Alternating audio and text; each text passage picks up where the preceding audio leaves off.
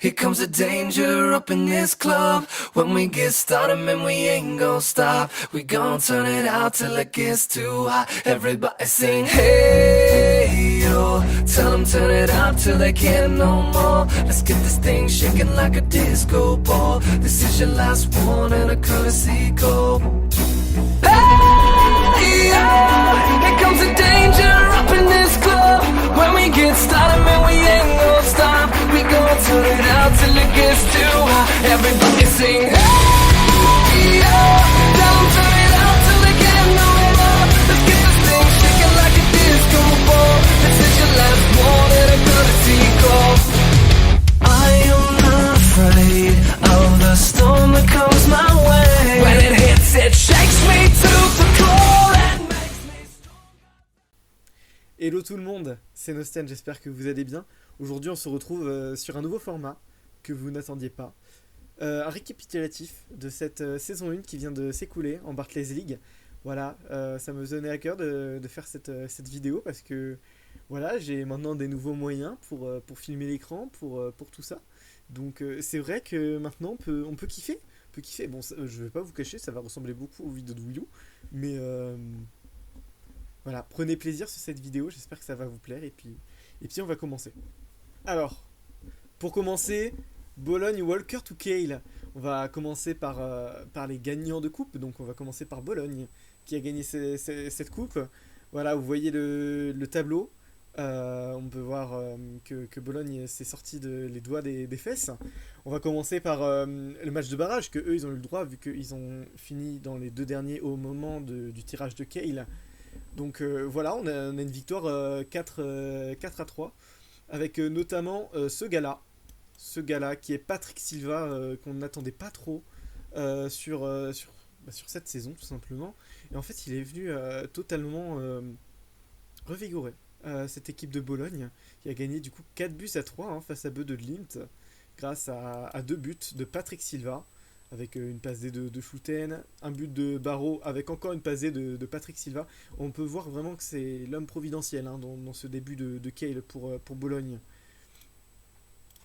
Ensuite, on place au huitième de finale où ils s'en sortent mais dangereusement au tir au but face au Celtic Glasgow, 2-4 avec notamment un but de Antonio Raimondo, l'italien, la pépite qui a failli être dans les meilleurs joueurs dans les meilleurs jeunes joueurs de l'année mais qui finalement n'a pas été nominé. On peut voir une composition en 5-4-1 qui est très différente du match aller. Enfin du match contre Beu de Glimt puisqu'ils ont joué en 4-3-3 qui n'est pas du tout la même composition. Donc voilà, on peut voir que Eugenia Rutelli Silva ce qu'elle cherche dans cette compétition c'est de trouver son équipe, trouver sa formation et en tout cas elle a peut-être trouvé deux bons gars entre Silva et Raimondo, deux bons gars qui vont pouvoir lui servir durant toute la saison. Ensuite nous avons en quart de finale Bologne face à Genk avec un but de Urbanski, la pépite polonaise de Bologne, pas la pépite bolognaise. Enfin si finalement si, vu que c'est un joueur formé au club, Kasper Urbanski, qui a pu montrer tout son talent au milieu de terrain, voilà, et qu'on retrouve ici. On retrouve avec Jardy Schouten, on retrouve avec Wills Domame. On retrouve toujours Patrick Silva et Antonio Raimondo qui ont été importants dans ce match. Raimondo qui a deux passes D et un but. Patrick Silva qui a pu marquer et qui a pu faire une passe pour Moussa Barreau. Voilà, en tout cas, on sait que Bologne joue avec son équipe 2, mais joue parfaitement bien pour ce quart de finale, tout simplement. Et on peut voir qu'en demi-finale, ça va continuer avec une victoire étriquée 4-3 au fil de la rencontre. Soriano qui permet de délivrer les siens. Voilà, on peut voir notamment aussi beaucoup de Patrick Silva, encore lui, l'homme providentiel, qui sera nommé meilleur joueur de la compétition. Toujours avec une attaque à deux, Silva Raimondo, Armando Mendes qui a été testé avec ses beaux muscles, très très beaux muscles, qui a été testé en milieu défensif. Urbanski qui est toujours là. On peut voir en tout cas que qu'il y a des tests hein, du côté de Bologne, pendant que je teste mon logiciel. Je ne sais pas pourquoi ils ont réduit la taille. Voilà, c'est tout nouveau pour moi. Je suis désolé si jamais il y a encore des problèmes techniques. Je teste pas mal de choses. Et puis cette finale tant attendue contre les Wolves, et qui a été bien sûr diffusée en direct hein, à l'époque. Voilà, on peut voir que c'est du classique, c'est du 4-1-2-1-2 côté Bologne. On retrouve Patrick Silva, Raimondo. On retrouve aussi Urbanski au milieu de terrain, Wisdom Amé en poste de milieu défensif. On trouve aussi Armando Mendes à droite. Tandis que l'équipe des Wolves aussi a été remaniée durant cette Kale. On peut retrouver notamment Kazami ou Loyodis qui ont été importants, comme Hugo Bueno.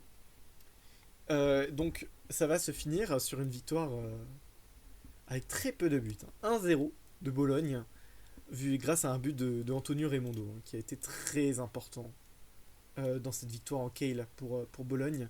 On peut noter aussi Ravaglia, qui aura gagné sa place au fil de la saison, grâce notamment à cette Kale. Ravaglia qui a pris la place de Okoye, qui a su décevoir les compères de la Barclays League et finalement s'imposer du côté de Bologne, qui n'était pas du tout prévu. Donc voilà, Patrick Silva bien sûr, homme du match, homme de la compétition, pardon. Et puis là, on a l'équipe type de cette Kale. On trouve notamment le Patrick Silva, le Antonio Raimondo. On peut voir aussi Otieno hein, qui a été important pour Bologne. Aussi Armando Mendes qui a joué milieu central, qui a joué latéral droit là, sur cette compétition. Il a joué milieu central. On peut retrouver aussi Zuchenji, Okumu, Ravaglia qui ont fait la force hein, en défense de Bologne. On retrouvera aussi des petits joueurs comme Prestiani qui s'avérerait être une très très bonne pépite. Tavernier qui se retrouve être un très bon offensif du côté de Everton. Ou encore la paire des Wolves, Kazami Hugo Bueno, qui montrera tout son plein potentiel.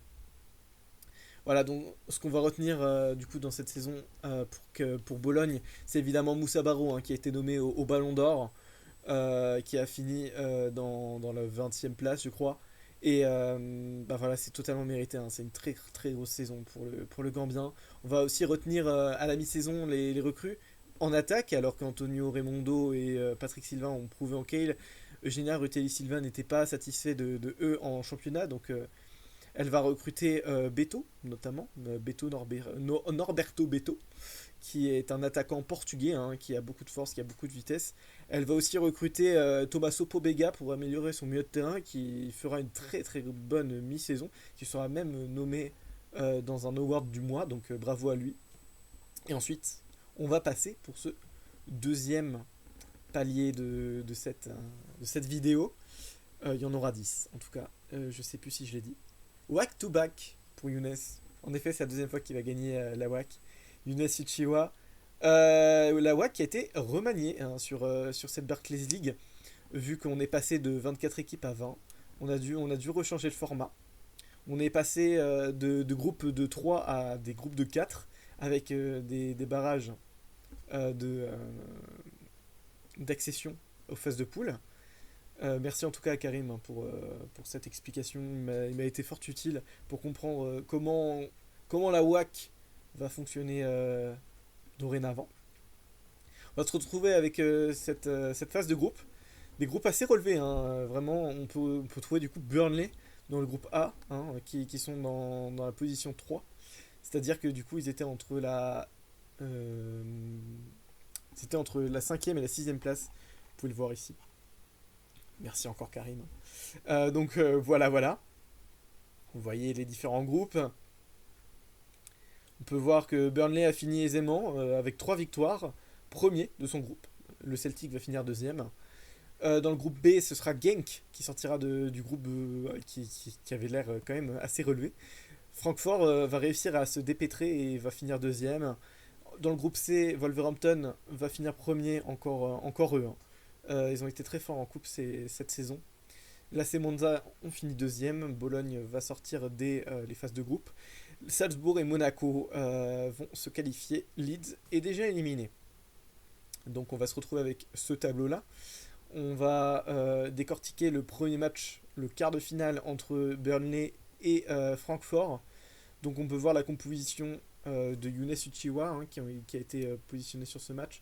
On peut voir Mathéus, le gardien de but, qui a été très important dans cette saison pour les hommes de Younes Uchiwa. On peut voir Karsdorp et Marusic hein, qui sont arrivés tous les deux en mi-saison pour améliorer les latéraux de Burnley. Mata Bayer en défense centrale avec comme soutien au milieu de terrain De La Cruz, Robertone, un milieu de terrain 100% almériesque, j'ai envie de dire, avec un homme en numéro 10, Benson, qui sera nommé au Ballon d'Or à la fin de saison. Enfin, nous avons Bebou, qui est l'attaquant prodige de cette équipe de Burnley, et Enoa Kaeme et Abourlal sur les ailes. Une équipe sans doute titulaire, mis à part Abourlal, après les problèmes de Baker. Mais c'est une équipe titulaire hein, pour Burnley qui va quand même galérer contre Francfort. Francfort qui avait fini deuxième hein, devant qui? Je sais plus devant qui. Devant Feyenoord. Donc c'est quand même intéressant ce qu'ils ont fait Francfort. Et ils ont réussi à lutter quand même contre Burnley, mais ça n'a pas été suffisant. But de Bebou et but de Baker justement qui rentrera. Alors là, il s'était trompé, hein. C'était pas Bebou, c'était Baker. Bon, enfin, voilà, vous m'avez compris. Voilà, c'était Baker. Et en fait, Francfort a réussi à quand même plutôt bien gérer avec les buts de Rakitic et de Sceaux. Donc ils les ont poussés jusqu'au tir au but et c'est finalement Burnley qui s'imposera. C'était une très belle victoire en tout cas pour les hommes de Younes Uchiwa. Enfin, en demi-finale, ils vont affronter l'AS Monaco, une équipe du coup du classique. On peut revoir le retour de Baker à la place d'Abourlal. Et puis sinon, on a les mêmes hommes et ils réussissent à gagner 2-1, grâce notamment à un but de Bebou et de Clinton Mata qui va marquer sur corner, qui va délivrer les siens pour marquer le break et pour être tranquille après le but de la Borde à la 93e. On savait que c'était fini, Burnley était en finale. La finale qu'ils opposeront à l'AC Monza. Victoire plutôt alléchante. Il y avait plusieurs quand même plusieurs storytelling. Si Monza gagnait, on aurait dit que c'était les clubs italiens qui auraient gagné les deux coupes. Donc ça aurait été une domination italienne. Si Burnley a gagné, eh bien ça aurait été le back-to-back pour Younes qui avait déjà remporté la WAC avec Almeria. On peut voir du béton côté Monza Ferrari. Ça construit pas. Non, en vrai, ils ont fait une très bonne compétition, mais là, pour Burnley, ils ont décidé de jouer à leur propre jeu en 5-3-2. Parce qu'on rappelle que le Burnley, en début de saison, c'était considéré comme une équipe de terroristes. Maintenant, ça joue plus en 3-4, en 3-2-4-1. Oula, qu'est-ce que je raconte? En 4-3-3. Et donc, du coup, Monza qui a voulu bétonner comme eux faisaient Burnley en début de saison. Donc, Parisi, Kolasinac, Pablo Mari, Gianluca Ferrari et Faraoni, avec un milieu de terrain Rovella, Maggiore et Caprari, qui est plutôt offensif en vrai comme milieu de terrain, je trouve, avec Andrés Ferrari et Ibrahimovic qui restera en soutien de Ferrari. Ibrahimovic qui aura le brassard de capitaine, et enfin Ragno au cage. Tandis que pour Burnley, c'est l'équipe classique, hein, elle n'a pas changé. Maintenant, qui a gagné ce match? C'est Burnley, qui l'a gagné 2-1 grâce à des buts de Bebou et encore de Baker, qui est finalement l'homme qui aura donné satisfaction hein, durant cette fois que pourtant le coach le critiquait souvent en championnat. Et là, il vient mettre deux buts très importants, coup sur coup, que ce soit en finale ou en quart de finale. Voilà, il est ici. Donc Baker, on peut dire quand même qu'il a fait une très très bonne compétition. On peut voir aussi De La Cruz qui aura été omniprésent durant ce tournoi, qui aura encore fait une passe D, et puis Bebou qui marque encore. Voilà. Donc c'est une très bonne victoire en tout cas pour Burnley. Monza n'aura pas démérité non plus. Rames Rodriguez a marqué à la 76e. Voilà, Bebou va finir homme du match. Mais ce ne sera pas l'homme de la compétition, ce sera Nicolas De La Cruz, l'Uruguayen, qui sera nommé par ses pairs homme du match. qui sera du coup aussi dans l'équipe de la compétition avec Ilyes Bebou et Beyer et Karsdorp qui viennent représenter du coup Burnley. J'allais dire Brighton, non, ce n'est pas Brighton, c'est Burnley. Qui vient de représenter Burnley, le vainqueur de cette compétition. Trois joueurs qui viennent représenter Monza, Parisi, Caprari et Patrick Suria. Enfin, Jota avec l'auteur notamment d'un triplé au premier match. Et dans cette équipe, Ben Yedder également. Eiwu, le défenseur de Salzbourg aussi. Enfin, Diogo Costa aura montré au cage de quoi il était capable. Pourquoi cette image de Bebou? Tout simplement, on a vu qu'il a fait une très grosse compétition. Un but en finale, un but en demi-finale. Pas de but ici, mais il aurait été très présent. Et finalement, Younes Uchiwa va décider de le vendre à la saison 2. J'ai encore du mal à la comprendre. Parce que Bebou, il a fini 10ème du Ballon d'Or. Il a été l'homme providentiel de Burnley. Et un mauvais match amical ne peut pas faire oublier tous ces bons matchs en fait. Donc voilà. Soutien pour Bebou dans les commentaires bien sûr. Parce qu'il ne méritait pas de se faire évincer pour autant. Allez, on va partir sur ce troisième point. La valse des entraîneurs. On va commencer par l'Ajax Amsterdam, qui aura eu beaucoup de mal en ce début de saison sous les ordres de André Gassens. Ce message résume bien son passage bas.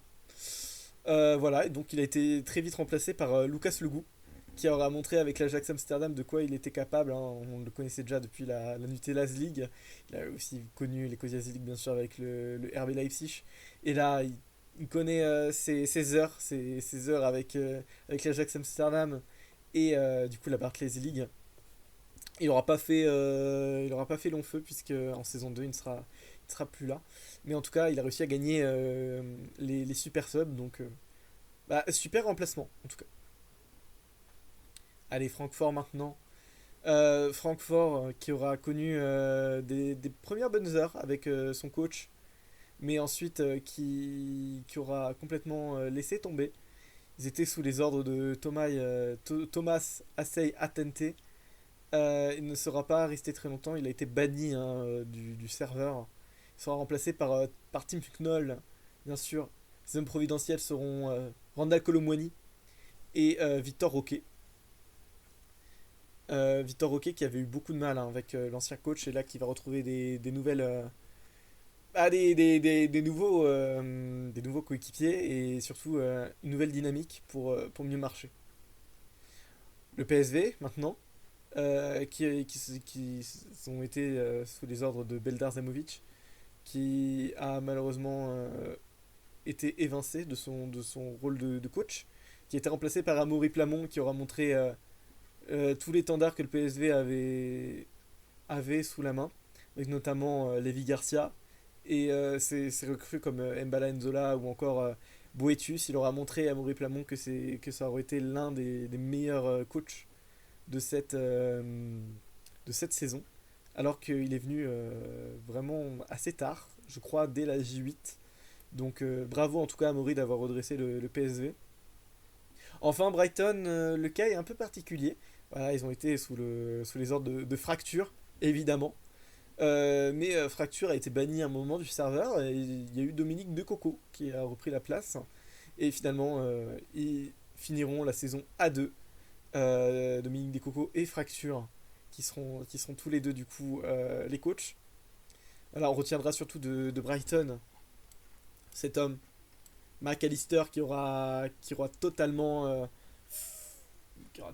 mis Brighton dans de très très très très très bons matchs et bravo Alexis McAllister. On retiendra aussi ces deux pépites, Giulio Enciso et Gianluca Prestiani qui ont été tous les deux très très bons. Donc bravo à vous et franchement Brighton aura impressionné sur cette première saison. Allez, une autre équipe qui a impressionné sur ce quatrième volet, c'est l'Hajduk Split. On n'attendait pas à grand chose avec eux. Au début, ça commençait très mal, surtout la première partie de saison. C'était assez calamiteux, sous les ordres bien sûr de Risto Mikkonen Silic, hein, Alexito, qui aura pour cœur, hein, de réussir avec cet Hajduk Split. On peut notamment notifier la présence de Marco Livaja, leur capitaine, et surtout leur meilleur joueur en fait de l'Hajduk Split, que ce soit en première partie de saison ou en deuxième partie de saison. Il a toujours été là. On peut voir aussi la pépite éclore, hein, Luka Vuskovic, le joueur né en 2006, qui aura... Non, 2007, 2007. Il est né en 2007. Luka Vuskovic qui aura montré tout son étendard et qui sera dans les meilleures pépites. En tout cas, il sera dans l'équipe type des meilleures pépites. Et malheureusement ne sera pas nommé dans le trophée Parrot. Mais franchement, il l'aurait mérité, Luka Vuskovic, parce que ce qu'il a fait avec l'Hajduk Split, c'est du très beau niveau. Parce qu'il a su compenser les mauvaises performances de Ferro, de lui, je sais plus son nom. Et enfin, bien sûr, la défense sera marquée par un gardien. Un gardien, parce que Daniel Subasic, on n'en entend pas beaucoup parler, mais en fait, il a fait une très très bonne saison du côté de l'Hajduk. En fait, il les a sauvés de plusieurs buts, en fait. Parce qu'il y avait Vuskovic, très bien, mais il n'y avait pas d'autres défenseurs. Et quand Vuskovic, bah, il était pris, bah, il y avait toujours ce dernier rempart, il y avait toujours Vuskovic. Donc il a été très important. Voilà, bon, c'est un résumé de la première partie de saison. Aucune victoire. Ça fait mal pour l'Hajduk Split. Mais ils ont réussi à s'en sortir grâce notamment à une recrue, Darko Tchurlinov, qui a été recruté mercato d'été, mais qui a été payé en deux fois, 2 millions et 2 millions. C'est Brentford, hein, qui l'a complètement laissé de côté pour l'Hajduk Split. Voilà, la mi-saison a pu aussi libérer l'Hajduk Split, puisqu'ils ont pu recruter de très très bons joueurs. On a, on a Jakub Moder sur ce côté.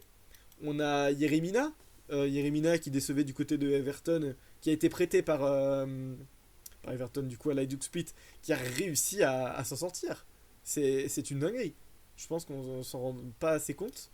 Mais Yeremina, il est passé de joueur qui allait devenir joueur même à joueur très très bon du côté de l'Hajduk Split. Donc super joueur. Et enfin Barkji qui sera prêté par Francfort, et en fait qui évoluera sous un poste de latéral gauche du côté de l'Hajduk Split. C'est c'est audacieux de la part de Risto Mikkonen Silic, mais il a été effectué. D'autres recrues aussi HRP ont été recrutés, notamment Lucas Capchavenda qui aura montré en une partie de saison tout son plein potentiel. Il fera même partie du trophée Parrot en fin de saison. Et ensuite Fan Moufi, le joueur formé à l'OL, hein, qui sera recruté par l'Hajduk Split. Et c'est ainsi que Risto Mikkonen Silic a réussi à faire éclore cette équipe.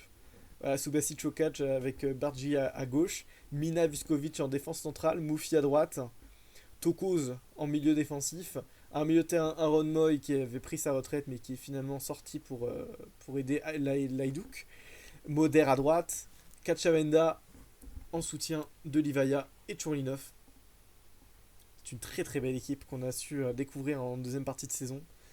Et notamment grâce à ce match qui restera dans les annales, Leeds, qui n'avait pas perdu de l'histoire du RP, perd son premier match contre l'Hajduk Split 3-0 avec des buts de Jakub Moder, Livaja et Kachavenda. C'est un match sensation, hein, qui avait fait beaucoup parler à l'époque. Et ensuite, on a vu que c'était pas seulement le seul match qui a impressionné les pairs. Alors, on peut voir notamment le message de Karim. Pardon, j'ai bien lu. Sur un match nul. Alors qu'après, ensuite, Salzbourg a perdu. La Z a perdu. Le Celtic a perdu. Genk a perdu. Everton a perdu. C'est une dinguerie. Là, on est passé de encore étonné aux victoires de l'Hajduk à là, c'était devenu, en fait, logique. Tellement cette équipe de l'Hajduk était belle, en fait. Et l'Hajduk, qui était dernier du coup du classement en première partie de saison, a remonté 7ème. Vous vous rendez compte? Ils sont passés devant Genk, devant Monza, devant Bologne. L'Hajduk a fait un sacré boulot. Voilà, on peut voir notamment, grâce à ces hommes qui ont été du coup nommés pour le Ballon d'Or. Marco Livailla et Darko Tchorlinov, qui a même gagné le trophée Roberton et Tchorlinov. Donc vraiment, les gens sont reconnaissants de l'Hajduk en fait. Ils sont reconnaissants du potentiel qu'ils avaient. On peut voir même Lucas Cachavenda, du coup, qui, comme je vous ai dit, a été nommé pour le trophée Troy Parrott. Enfin, franchement, c'est magnifique ce qu'ils ont fait, l'Hajduk. Donc, bravo à eux. Bravo à eux. Allez, pour cette cinquième partie, on va parler de Wolverhampton, qui ont lancé sur les chapeaux de roue cette Barclays League, voilà, qui ont fait de très beaux débuts. Et comme je le dis sur ce titre, mais une fin plus que mitigée. Bon voilà, cette équipe est bien sûr coachée par Sensei, coach Bolsonaro Junior, le fils du coach Bolsonaro qu'on a connu en Ecosias League. Voilà. C'est un de ses premiers messages dans son salon. Wouf wouf, bark bark bark, wouf wouf. Qui décrit bien sûr son état. Je rigole évidemment. Sensei, je t'aime. Donc voilà, on a recruté des très bons joueurs, hein, du côté de Wolverhampton. On a recruté Arthur Cabral, on a essayé un petit peu de vivre dans le passé depuis la Barclays League avec du coup Arthur Cabral. On a recruté aussi Branko Van Den Boomen, qui était une recrue très intelligente du côté de Wolverhampton pour renforcer son milieu de terrain. On a eu aussi du Karim Adeyemi en perte de niveau du côté de Borussia Dortmund, qui est venu se relancer en Barclays League, et du côté de Wolverhampton. Donc l'équipe, elle rend ça. Elle rend ça à la première mi-saison.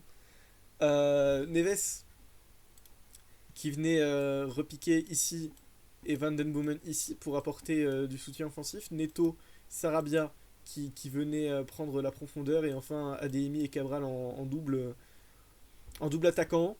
On a Ait Nouri et Nelson Semedo, qui sont pour moi les plus grands défauts de cette équipe. On a vu que les deux n'apportaient pas grand chose sur leur côté. Et surtout, ils étaient très fragiles défensivement. Mais bon, c'est bien compensé par Killman et Dawson, qui ont fait de plutôt bonnes saisons. Et enfin, Diogo Costa, hein, j'en ai pas parlé dans les crues, mais qui a été très important pour le Wolverhampton, bien sûr. Voilà. On a eu notamment une très bonne saison de Pedro Neto, hein, qui aura marqué les esprits. Ces hommes aussi. Et voilà, ça rend aussi cette équipe. On a eu du mal à trouver la composition. On est passé d'un 4-4-1-1 et d'un 4-4, d'un 4-2-3-1, d'un 4-1-2-1-2, d'un 4-1-4-1. On a eu du mal avec cette équipe de Wolverhampton à trouver la bonne composition. En tout cas, en première partie de saison, c'était plutôt ça, ou c'était un 4-2-4. En tout cas, les efforts payent. Ils ont fini premier du championnat en mi-saison, évidemment, avec 20 buts marqués et que 13 buts encaissés. C'est de très bons résultats pour Wolverhampton, qui vont continuer sur leur dynamique. Ils vont enfin améliorer leurs latéraux avec les recrues de Guerrero et Molina. On a aussi la recrue pour le milieu de terrain pour remplacer Ruben Neves avec la recrue de Franck Yannick Kessié. Et donc l'équipe, elle rend ça. Et franchement, c'est une très très belle équipe, hein. C'est une très très belle équipe parce que là, Molina et Guerrero viennent largement les améliorer. Avec Franck Yannick Kessié qui va apporter une touche défensive. Non, franchement, c'est une superbe équipe. Et qui aura connu pas mal de compositions, comme je vous ai dit. Et franchement, qui ont montré que cette équipe, elle était capable de beaucoup de choses. Voilà, avec de très bonnes victoires, hein, contre Francfort, 4-3, contre le PSV, 5-1, qui a d'ailleurs limogé Monsieur Bouak. Des victoires face à l'Ajax Amsterdam, un très bon match nul face à l'AS Monaco Prime, notamment aussi une victoire contre Feyenoord qui a montré l'étendue de Diogo Costa notamment. Mais on les a connus aussi avec des périodes en dents de scie. Ils ont perdu contre Feyenoord 1-3, ils ont fait match nul face à Bode Glimt qui était vraiment pas bon à cette époque. Ils ont perdu 2-1 face à Burnley, ils ont perdu 3-0 en J11 et le PSV qu'ils avaient battu 6-1 avec la venue d'Amori, ils ont perdu 4-3. Mais heureusement pour eux, Ils ont pris le large assez vite et ils ont fini premier de leur championnat grâce notamment à cet homme qui a été plus que décisif, Diogo Costa, qui a été absolument monstrueux pour Wolverhampton. On va pouvoir les retrouver en playoff. Mais malheureusement, ils perdent dès le premier tour face à Salzbourg. Plutôt étonné, mais on peut aussi noter les faiblesses du coup de composition, notamment, qui n'a pas trouvé de stabilité et qui a dû malheureusement se contraindre à une défaite face à Salzbourg. On va passer à Leeds, qui a fini champion du championnat 2. Et on peut que les féliciter, c'est un très beau champion. Cette équipe, elle a fait rêver tout le monde au fil de la saison, avec beaucoup de ses joueurs, grâce notamment à cet homme, John Cavendish, qui a réussi à faire de très bonnes choses avec Leeds, avec notamment les joueurs de base, Jorginho Rutter, Pascal Struijk, Weston McKennie, et aussi avec des joueurs qu'il a su augmenter leur potentiel. Sam Greenwood, Sonny Perkins, pour ne citer que pour la première partie de saison. Ensuite, Kevin McAllister, qui a été recruté. Très très bonne recrue de la part de Leeds, qui avait bien senti le coup, qui est devenu l'un des meilleurs défenseurs du RP. Qui est Fred Thuram, qui a été recruté au milieu de terrain, qui a su apporter son étendard défensif du côté de Leeds, qui a su montrer une stabilité aussi. Et enfin, la venue de Gustav Isaksen pour améliorer le poste d'ailier qui leur manquait tant. Et aussi la venue aussi de cet homme. J'ai oublié son nom. J'ai oublié son nom, c'est pas très professionnel. Voilà, Brennan Johnson, bien sûr. Et du coup, cette équipe, elle rentre très bien sur le papier. Avec aussi Louis Sinistera, le sinistre, qui sera parti vers Monza à la fin de saison. En tout cas, voilà, on sent que cette équipe elle a été bien bossée par John Cavendish, puisque Rutter Johnson, ça se complète plutôt bien. Rutter qui va essayer, qui va même avoir des matchs au milieu de terrain, et finalement qui restera attaquant axial, mais il décrochera plutôt, et Weston McKennie qui prendra la profondeur. Gustav Isaksen qui est plutôt un milieu droit qui sait se réguler. Sinistera qui est lui plutôt offensif, qui est Fred Thuram qui vient pour solidifier. Il y a McKennie qui est là au milieu de terrain, box to box. T'as Sam Greenwood aussi qui décroche pas mal, qui revient plutôt dans l'axe, et du coup Kevin McAllister qui va dans l'axe. En fait, cette équipe, c'est Guardiola. C'est que du Guardiola, c'est très bien pensé. On a juste une seule faiblesse, Ruel Robles, le gardien de but. Mais ça n'entachera pas leur première partie de saison, puisque avec 21 buts marqués et 14 buts encaissés, ils finissent premier à la mi-saison, gagnent 12 millions d'euros. Mais comme je vous ai dit, on a un problème de gardien dans cette équipe. On ne sait pas juger entre Ruel Robles ou Christopher Clayson. Donc ça recrute cet homme. Cet homme, on a eu très peur au début. Vicario, on pensait que ça allait être le meilleur gardien du RP, parce que ces 2-3 premiers matchs, ils ont été juste flamboyants. Enfin, aussi, on a eu des nouvelles recrues pour améliorer encore plus cette équipe de Leeds, plutôt le banc. Je pense à Manu Koné, je pense à Gustavo Hammer, je pense aussi à cet homme, j'ai oublié son nom, Gyökeres, qui a su montrer tout son talent à Leeds. Du coup, cette équipe a juste un petit changement, deux petits. Manu Koné qui a pris la place de McKennie, et Vicario qui a pris la place de Ruel Robles au cage. Et cette équipe, en fait, elle va finir championne. Et ça c'est beau.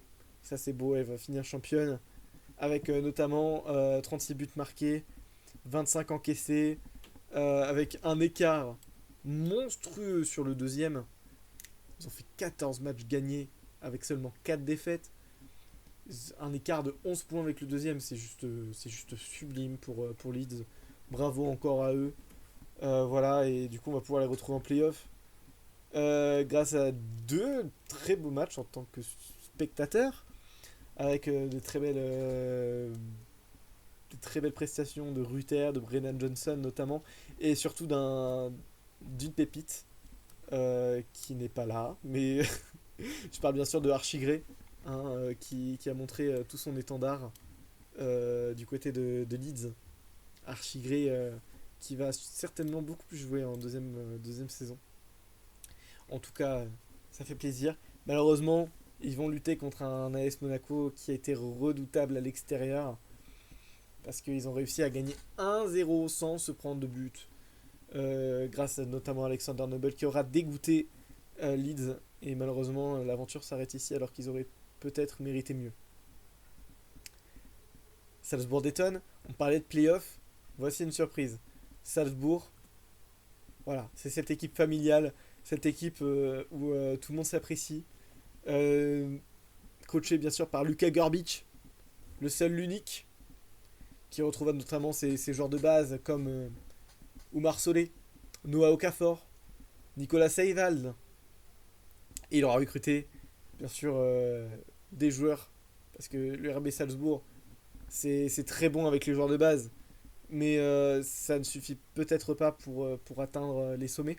Alors Luka Gorbic a recruté Michy Batshuayi, notamment l'homme providentiel. On pensait que justement c'était c'était l'homme sur cette image, alors que c'est devenu cet homme. Voilà, il a été très très fort, Michy Batshuayi, tout au long de la saison. Il a recruté aussi Carlos Coronel, qui n'était pas de base au RB Salzbourg. Il était à New York, Red Bulls. Et donc il est venu en Autriche pour aider Luka Gorbic à ses ambitions. On a eu aussi des recrues pépites, Emmanuel Eiwu ou notamment Mathias Brunnoder qui ont été recrutés. Et voilà. Mais j'étais sceptique au début de saison. Je les avais mis 10e. J'ai mis 10e Salzbourg. Je n'y croyais pas trop en eux. Donc voilà, c'est le moment. Lucas, j'en suis désolé. Je me suis trompé sur ton sort. Tu mérites des excuses et je t'en donne là tout de suite parce que franchement, ce que tu as fait, c'est juste magnifique. L'équipe qu'il a construit en première partie de saison, elle ressemble à ça. Et franchement, on est sur des bases, mais on peut voir que c'est encore très limite, avec notamment le milieu de terrain de Cham, Jan Lucas. On sent qu'on est au début du projet, mais en tout cas, il y a un homme qui va aussi montrer qui doit être titulaire à la place de Benjamin Sesko, c'est Junior Adamou, sur cette première partie de saison qui sera totalement énorme. On voit que sur la première partie de saison, Salzbourg est que 5ème, galère un peu. Ils sont dans la meilleure attaque dans la 3ème position, donc on a une très bonne attaque avec le trio, hein, le trident Okafor, Adamou, Batshuayi. Mais on galère plus au niveau de la défense vu qu'on finit 22ème. Pardon. On finit 18ème du classement et du coup avec 22 buts encaissés. Ce qui paraît quand même énorme. C'est pour ça que Luka Gorbic va recruter des milieux de terrain. Suat Serdar, Nadia Amiri, Yuko Chlou. Heureusement que ces deux hommes existent parce que franchement, ça aurait été dur. Mais voici l'équipe que ça montre. Et ok, il y a toujours ces deux-là, mais ces deux-là vont se révéler grâce notamment à ces deux hommes-là qui vont totalement l'aider en fait et qui vont montrer de quoi ils sont capables. Et franchement, c'est magnifique. Yulmer aussi, le capitaine, 37 ans, il est toujours là, c'est juste. C'est sublime. C'est sublime. Et on peut voir que ce match contre Genk a été plus que décisif. Ils ont eu 2 pénaltys concédés par Mourhaïd, plutôt litigieux, qui ont réussi à la victoire de Salzbourg, 3-4. Mais pour que Salzbourg finisse en play-off, il fallait que le Celtic perde, et le Celtic a perdu. Imaginez si ces pénaltys n'avaient pas été sifflés. Le Celtic aurait été en play-off. Mais l'histoire en est tout autre. Salzbourg va finir 4ème du classement, ils vont se qualifier en play-off. Et on peut voir qu'ils vont faire un sacré parcours. Ils vont aller jusqu'en finale. Mais ça, on va le voir. D'abord, par rapport aux quarts de finale. Les quarts de finale qui ont été remportés donc contre les Wolves. Avec notamment une très belle prestation de Michy Batshuayi. Qui aura montré tout son talent, tout simplement. Voilà, ensuite, en demi-finale, Batshuayi va encore montrer que c'est l'homme des playoffs. Et ce sera encore décisif 4 fois. Et voilà, c'est une victoire 7-1, c'est assez simple. Mais on verra ça après, puisque on va parler de la finale après, puisque là on va parler des deux compétitions qui ont été remportées par l'AS Monaco et par l'Ajax Amsterdam, qui sont que des vainqueurs surprises. On ne les attendait pas à ce stade-là. On va commencer par la Super Sub. On va y aller petit à petit. Voilà, donc pour vous rappeler bien sûr, c'est bien sûr le 8ème qui va affronter le 5ème, le 7ème qui va affronter le 6ème et ainsi de suite. Donc on va commencer par Bologne qui va affronter Burnley. Un match qui s'avère être plutôt marrant vu que c'est le vainqueur de la Kale face au vainqueur de la WAC. Et c'est Burnley qui va s'imposer 7 buts à 5 au cumulé, grâce notamment à une très belle prestation de De La Cruz, de Manuel Benson ou encore de Bebou, qui aura porté bien sûr Burnley à la victoire finale. On retiendra aussi Beto qui marquera quand même 3 buts sur cette double confrontation. Donc il n'aura rien à se reprocher, Beto. Sachez-le. L'Ajax Amsterdam gagnera 8 buts à 4 face à Everton qui était complètement lessivé grâce à Kudus et à Tadic, le duo imprenable de l'Ajax Amsterdam et de Lucas Lugu qui aura montré tout son talent. L'Hajduk décevra en super sub et le PSV du coup de Amaury Plamont aura gagné 4 buts à 1 au cumul des deux matchs grâce à Levi Garcia ou encore à Xavi Simons. Enfin, le Celtic va gagner 8 buts à 6 grâce à un gros match 6 à 5 entre le Celtic et Bodø Glimt avec des scores fleuves en tout cas. Et un très bonne équipe du Celtic Glasgow qu'on pense favori à ce moment de la compétition. Mais malheureusement, c'est pas ce qu'on va voir.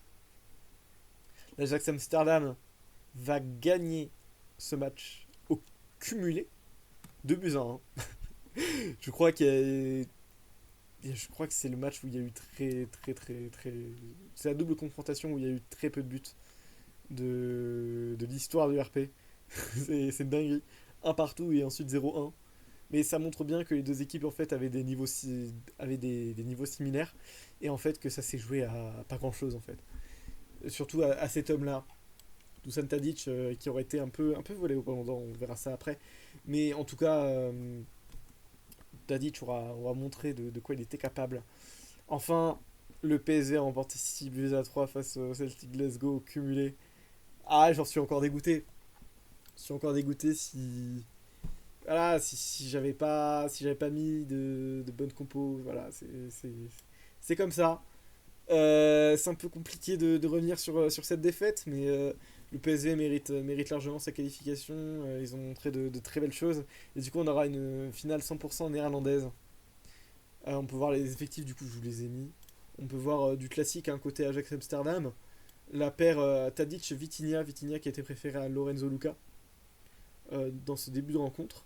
Forsberg en 10, Kudus qui vient épauler Tadic, De Paul qui vient plutôt en box-to-box à côté de Fred.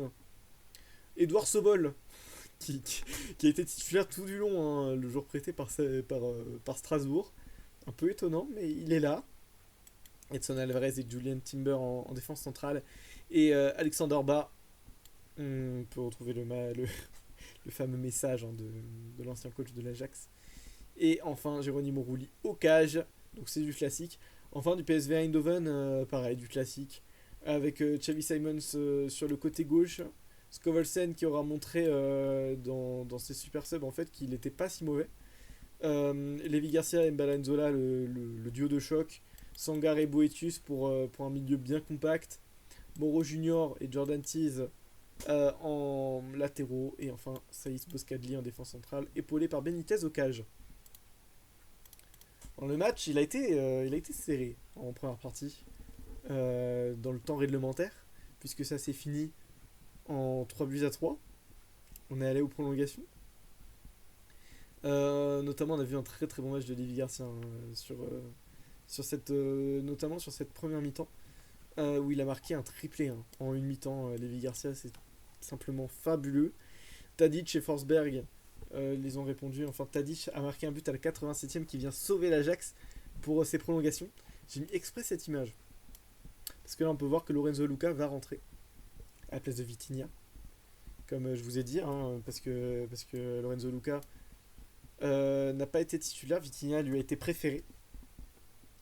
Et il a finalement répondu de la meilleure manière en mettant un doublé en prolongation. C'est pas le seul à avoir marqué en prolongation puisque Berghuis, Kudus et Tadic, qui aura aussi mis son triplé, hein, comme Lévi Garcia, vont marquer. Et en fait, il n'y aura pas eu de match en prolongation. L'Ajax marquera 5 buts en prolongation. Je crois que c'est la première fois que je vois ça. Et c'est une dinguerie. C'est une dinguerie. Bravo, bravo à l'Ajax, bravo à Lucas Legout, qui aura tout simplement emporté de bout en bout ses super subs. Mais malheureusement, on ne le retrouvera pas en saison 2. Suite à un évincement des modérateurs, puisque c'était le moins actif des 25 participants. Et fallait un nombre pair, donc voilà. On va trouver l'équipe type des super subs. Lévi Garcia qui sera aux côtés de Kyogo Furuhashi évidemment. Tadic sera là évidemment. Skovalsen qui aura montré à son coach que finalement il fallait lui faire confiance. Mais bon, il l'a vendu après. Ça c'est un autre débat. Watalu Endo avec Mohamed Kudus au milieu de terrain. Marusic, Karsdorp, les recrues de Burnley à la mi-saison qui sont aussi dans cette équipe type. Enfin, Boscagli et Edson Alvarez viennent augmenter qui vient être en défense centrale avec Geronimo Rulli au cage. L'homme, même s'il n'a pas été dit officiellement sur le serveur, l'homme de la compétition est évidemment cet homme, hein. Lévi Garcia, qui aura marqué de très très bonne ampleur c'est super sub. Malheureusement, le PSV n'a pas été gagnant, mais lui, il a été plus que gagnant. Allez, on va passer au playoff. On peut voir des affiches serrées. On va commencer par Salzbourg-Wolverhampton. On en a déjà parlé, je vais pas passer plus de temps dessus. En tout cas, on peut vraiment Batshuayi a été très très fort, hein, durant cette double confrontation. On va parler de Francfort-Brighton, le match qui va se jouer entre Fumiko et Fracture, qui se résoudra sur une victoire de Brighton qui aura détonné, hein, en deuxième partie de saison, avec notamment des buts de Bellio, qui aura montré que ouais, il fallait compter sur lui en saison 2, puisqu'il a été recruté par le KRC Genk. Ah, c'est 4 buts, c'est même pas 3 buts, c'est 4 buts pour Bellio dans cette double confrontation. C'est juste monstrueux de la part... J'ai peur de dire une bêtise sur cette actualité, donc je ne dirai pas. On part du côté de l'AZ d'Alkmaar qui aura succombé à la puissance de l'AS Monaco en cette fin de saison. Malgré des très bons matchs de Pavlidis, ça n'aura pas suffi. Malgré le carton rouge de la board, parce qu'on y a cru quand même à la qualification de l'AZ Alkmaar à la fin. Mais malheureusement, Jérémy Pinault aura tué tout espoir pour l'AZ Alkmaar. L'AS Monaco est donc qualifié. Feyenoord face à Leeds, on en a parlé aussi. Voilà, je remets cet homme archigré, du coup il est là. Je pensais l'avoir mis dans les diapos, mais non, il est juste là. Ok. En tout cas, on peut voir que le banc a été très important du côté de Leeds, notamment avec Gyökeres qui aura marqué ce but tant important pour Leeds. Et aussi, c'est vrai ça, le but de Thuram à la 93e, alors que Feyenoord allait gagner cette double confrontation. Mais Kefren Thuram a été là et franchement, c'est une dinguerie. Alors qu'il était franchement coupable, hein, sur le match aller, vu le penalty concédé. Mais il a su montrer que, en fait, c'était pas parce qu'il avait fait un mauvais match qu'il fallait l'enterrer. Donc on se retrouve avec des demi-finales Salzbourg-Brighton et Monaco-Leeds. La première demi-finale a été sans suspense. Sans suspense. J'ai mis une photo d'Okafor pour changer, mais honnêtement, Batshuayi est l'homme de cette double confrontation, évidemment. Voilà, parce qu'il a quand même marqué un triplé au match aller, qui a su montrer totalement que Salzbourg, en fait... En playoff, Salzbourg, c'était une autre équipe. Franchement, c'était juste magnifique. Enfin, voilà, il n'y a pas eu de match. Il n'y a pas eu de match, clairement pas. Salzbourg était en finale de playoff, c'était largement mérité. Et enfin, j'ai oublié une slide. Oh, quelle honte. Attendez. C'est pas grave, on va faire ça simplement. On va retourner à Leeds. C'est pas grave. Voilà, du coup, là, c'est la demi-finale. Malheureusement, perdue par Leeds face à l'AS Monaco. Sur notamment un match retour qui était très très dur à encaisser pour Leeds. Puisqu'ils avaient dominé de la tête des épaules, mais Alexander Nobel était beaucoup trop fort. Voilà, voilà, donc je reviens sur ma petite slide. J'espère en tout cas que le format vous plaît. C'est assez nouveau pour moi et bon, je bégaye, je sais. Mais j'espère en tout cas que le format est cool et que vous appréciez. Ça fait un petit récap, c'est cool. Voilà, voilà.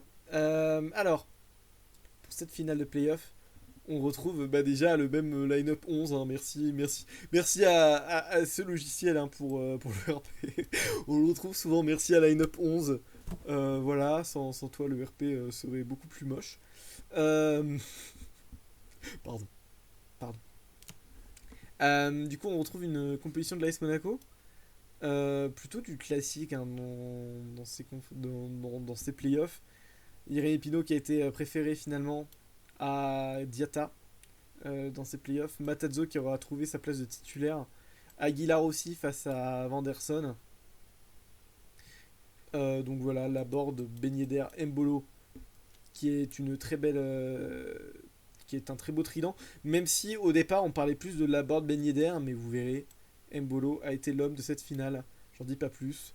Mbolo, le joueur qui a notamment entraîné Arthur avec Mönchengladbach et qui a prouvé de grandes choses. Bref, on va parler de Salzbourg. Salzbourg, bah, du coup, c'est du classique. Hein. C'est la même composition que je vous ai montré tout à l'heure. Et on peut voir notamment du Seiwald, du Amiri, du Serdar et bien sûr le trident monstrueux Batshuayi Okafor Adamou. 79, 82, 75, c'est pas pour rien. Et surtout un très très bon gardien. Coronel. Mais le match a été... Oh mince. Attendez. Ah oui, d'accord. Bon, c'est pas grave. La finale a été quand même jusqu'au bout de ses émotions, puisqu'on a été en prolongation. C'est pas souvent que des finales vont en prolongation dans l'histoire du RP The Champions, mais ça a été le cas aujourd'hui. Et ça a été le cas cette saison. Et c'est finalement l'AS Monaco qui va remporter cette finale 3-2 face à Salzbourg. Une victoire qui a été plutôt décriée hein, sur le RP, mais qui reste néanmoins très belle pour Giuseppe Rizzo. Il l'a depuis la V1. C'est une très très belle victoire sur tout son parcours. Et avec notamment un triplé hein, de Mbolo qui se montrera donc sur cette finale. Et aussi un doublé de Batshuayi, homme de la compétition sans aucun doute. On va le retrouver là, donc vous avez compris que en fait, les joueurs à côté des équipes de la semaine, des équipes de la compétition, c'est l'homme providentiel. Et bah, du coup, on peut voir cette équipe où il n'y aura pas beaucoup de joueurs de l'AS Monaco. Youssouf Fofana qui aura montré tout son talent avec Keyon Riquet, mais c'est tout pour Monaco. Puisque Leeds qui a été éliminé en demi-finale à 5 joueurs. Kefren Turam, Struijk, McAllister, Isaacsen, Rutter. Bon, c'est mérité, clairement, parce que, encore une fois, la vraie finale aurait dû être Salzbourg-Leeds. C'est juste que Monaco a été... bah, honnêtement, Monaco a été bon, mais pas au point de battre sèchement Leeds. Voilà. Je trouve ça toujours dur de ne pas avoir Leeds en finale de playoff. Mais c'est comme ça, on refera pas l'histoire. Enfin, du coup, Batshuayi sera là, évidemment, l'homme de la compétition. Okafor est évidemment là. Et enfin, Carlos Coronel qui a montré tout son talent au poste de gardien de but. On peut revoir les stats finales. Faut savoir que cette diapo, je l'ai faite avant que Polo mette le classement des meilleurs buteurs et passeurs. Donc, voilà. Enfin, c'est pas moi qui l'ai fait, c'est Polo ça. Donc, voilà. T'as dit, du coup, finira meilleur buteur des super subs à égalité avec Lévi Garcia, ça me paraît plutôt honnête. Et Batshuayi finira meilleur buteur, du coup, du côté des playoffs. Bellio sera quand même à 5 buts. Furuhashi à 4, Kudus à 4, Santiago Jiménez à 4. Et les meilleurs passeurs sera bien sûr Noah Okafor Allez. On part pour le Ballon d'Or, la cérémonie que tout le monde attend, avec bien sûr une nouvelle DA. Les nommés, avec Karim Adeyemi, Alexis McAllister, Moussa Baro, Michy Batshuayi, Ilyes Bebou, Wissam Ben Yedder, Manuel Benson, Arthur Cabral, Gianluca Caprari, Darko Churlinov, Conor Coady, Carlos Coronel, Nicolas De La Cruz, Gonzalo Inacio, Milos Kerkez, Kevin McAllister, Joshua King, Randall Colomwani, Kyogo Furehashi, Levi Garcia, Marco Livaya, Moraïd, Alexander Nobel, Noah Okafor, Pavlidis, Ruther, Santiago Jiménez, Dusan Tadic, Kefren Turam et enfin Gernot Trauner. Les 30 nommés pour ce Ballon d'Or qui ont été bien sûr choisis par les modérateurs. Et bien sûr, on a des trophées. On va commencer par le meilleur match qui a été bien sûr élu à, à la majorité. Hein. Genk, Bologne, le 9-2, le fameux match, personne s'y attendait. Le 9-2 de Genk en J3 qui a montré en fait tout le potentiel de Genk et toutes les faiblesses défensives de Bologne, notamment de cet homme, hein, de Okoye. Et personne s'y attendait, voilà, ça montre. Les réactions montrent tout. En tout cas, ce match a été énorme à suivre en direct. Le Celtic Glasgow va être élu meilleur salon RP de cette saison 1. Merci beaucoup à tous ceux qui ont voté. J'avoue, c'était large, c'est une victoire large, bravo à mes aux autres nommés, vous ne déméritiez pas.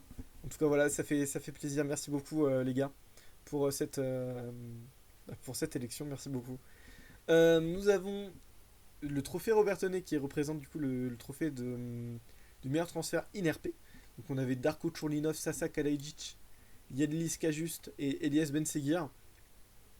Le prix du coup a été donné pour Darko Churlinov à une assez grosse majorité, j'avoue avoir été étonné quand même, parce qu'il y a quand même Sasa Kalajic qui a fait une très très bonne saison du côté du Celtic Glasgow, qui est peut-être pas représenté à son bon niveau.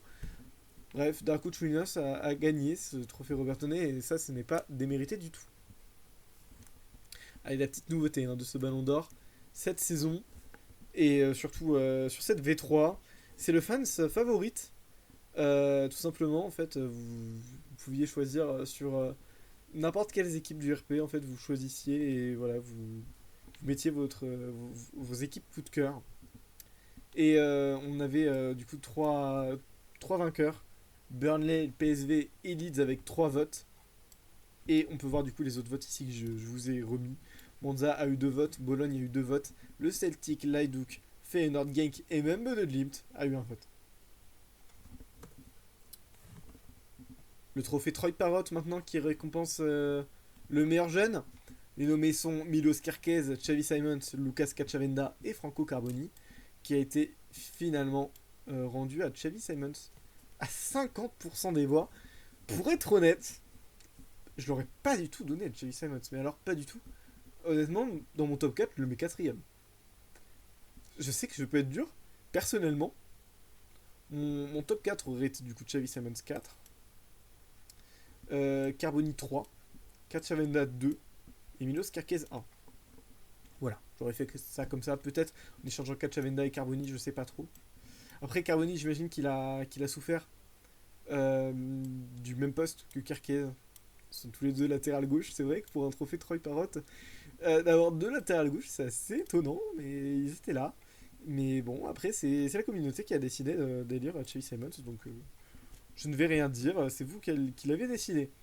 Pour le trophée André Collard, les nominés sont Alexander Nobel, Carlos Coronel, Jordan Pickford et Evan Diouf. Jordan Pickford qui a failli être dans les 30 nommés, mais qui n'a finalement pas été présent.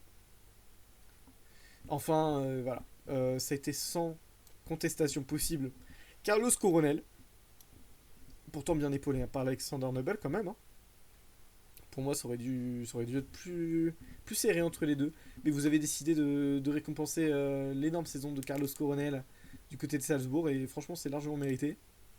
Et enfin, le trophée Harvis Whitney qui récompense le meilleur coach. Vous aviez le choix entre Luka Garbic, Jonas Fuchewa, John Cavendish et Giuseppe Rizzo.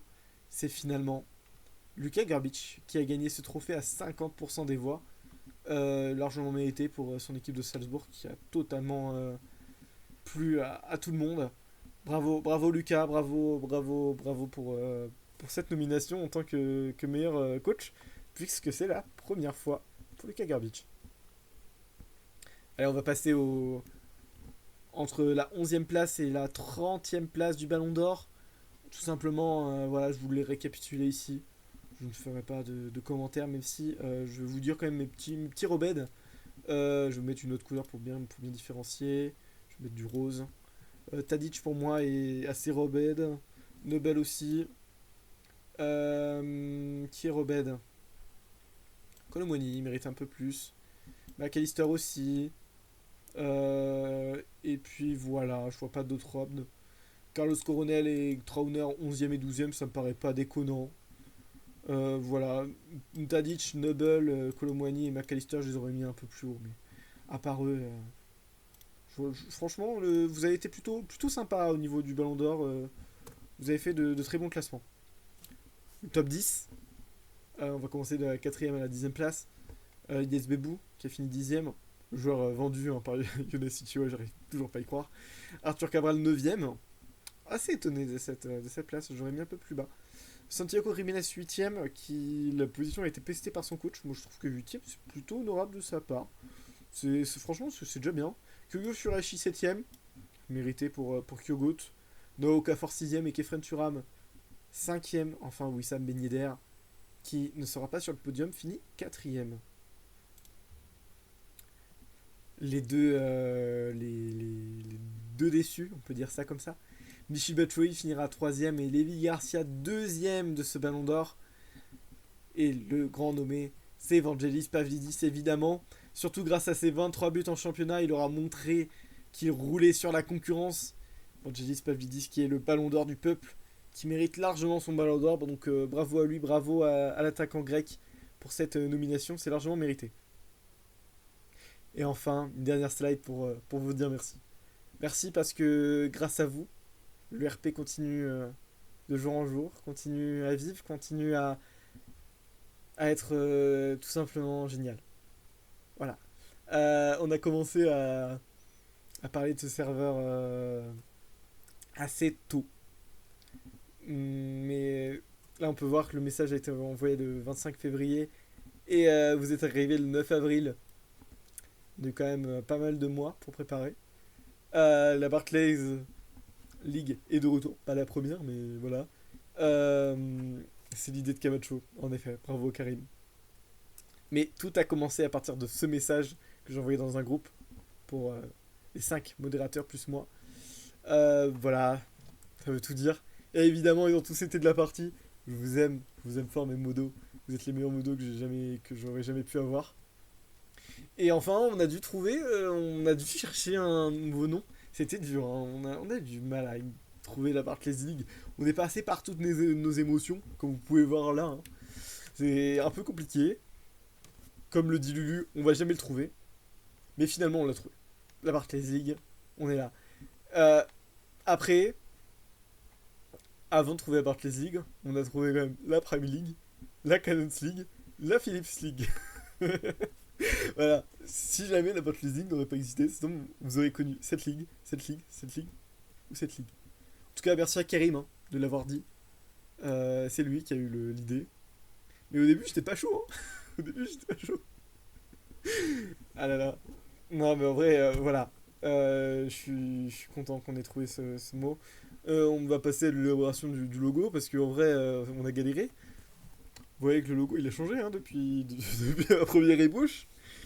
Mais ensuite on l'a trouvé. On a trouvé en fait comment mettre le ballon là. Je trouve que ça rend hyper bien. Je suis trop content du logo. On a quand même cherché une autre élaboration. On a trouvé.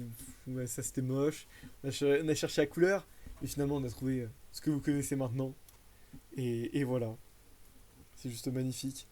Ensuite on a eu du coup le départ de la Barclays League avec bien sûr vos postulations, les modos qui se sont mis au jeu, les petits nouveaux aussi qu'on a aimé découvrir sur cette saison 1, bien sûr les expérimentés les plus connus.